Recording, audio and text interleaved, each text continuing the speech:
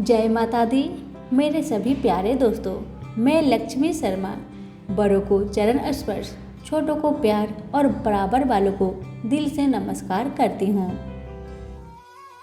आज मैं सुनाऊंगी श्री गणेश गीता की कथा। कथा को अंत तक जरूर सुने। कथा। देवराज इंद्र समेत सारे देवी देवता सिंदूरा दैत्य के अत्याचार से परेशान थे। जब ब्रह्मा जी से सिंदूरा से मुक्ति का उपाय पूछा गया तो उन्होंने गणपति के पास जाने को कहा। सभी देवताओं ने गणपति से प्रार्थना की कि वह दैत्य सिंदूरा के अत्याचार से मुक्ति दिलाए। देवताओं और ऋषियों की आराधना से भगवान गणेश प्रसन्न हुए और उन्होंने मां जगदम्बा के घर गजानन रूप में अवतार लिया।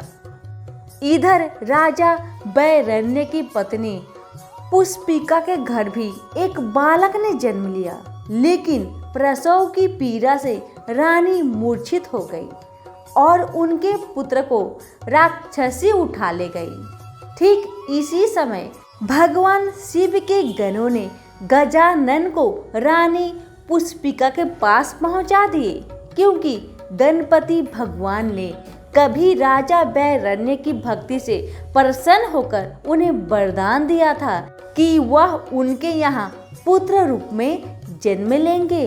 लेकिन जब रानी पुष्पिका की मूर्छा टूटी तो वो चतुर्भुज गजमुख गणपति के इस रूप को देखकर डर गई। राजा बैरण्य के पास यह सूचना पहुंचाई गई कि ऐसा बालक पैदा होना राज्य के लिए अशुभ होगा। बस राजा बैरण्य ने उस बालक यानी गणपति को जंगल में छोड़ दिया।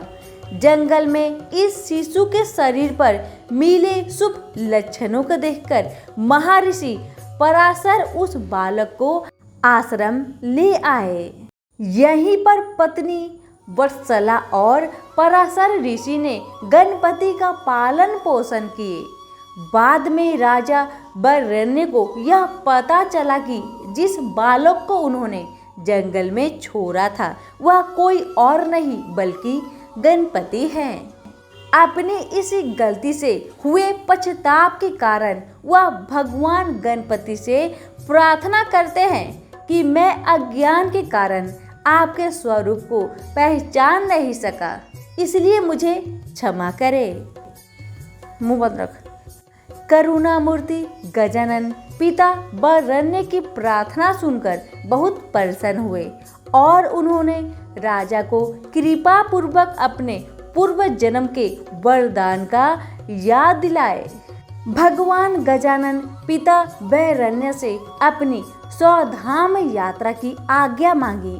स्वधाम गमन की बात सुनकर राजा बैरण्य व्याकुल हो उठे।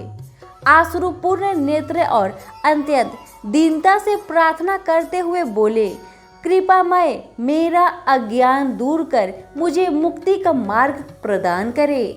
राजा बैरण्य की दीनता से प्रसन्न होकर भगवान गजानन ने उन्हें ज्ञानो उपदेश प्रदान किए। यही अमृतो उपदेश गणेश गीता के नाम से विख्यात है। कथा यहीं पर समाप्त हुई। पसंद आने पर लाइक शेयर कमेंट जरूर कीजिएगा। आप सभी का बहुत बहुत धन्यवाद।